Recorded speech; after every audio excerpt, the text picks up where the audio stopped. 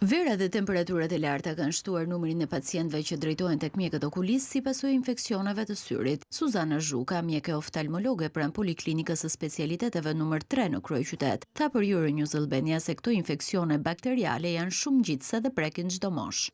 Konjunktivitet ka një specifik që janë ngjitëse kontagioze. Pra nga një pjesëtar i familjes e merr dhe një pjesëtar tjetër ose në kolegët e punës, këto prekin gjithë grup moshat.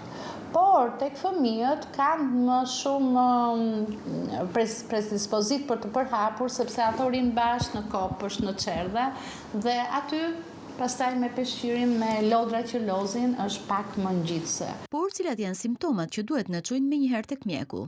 Sa po fillojnë simptomat, me lotim, me ndjesinë e trupit të huaj, sikur ka rër, me sekrecionet që nuk janë të ujshme, siç janë konjunktivitet alergjike, po janë çik më të sekrecione më të trasha dhe që shoqërohen me ngjitje të palpebrave, shoqërohen dhe me entje të kapakëve palpebrave, me edem. Nëse kapen në kohë, infeksionet e syrit kalojnë me mjekim lokal brenda 10 ditësh, por nëse neglizhojnë, problemet shtohen. Mos të kalojnë në një komplikacion dhe të preket dhe xhami i syrit, kornea, dhe pastaj kemi punë me keratitet bakteriale. Dhe këto keratitet pastaj lënë në pasojë dhe dëmtime në xhamin e syrit që mund të japin turbullira në një pjesë totale, subtotale që lidhet pastaj dhe me shikimin.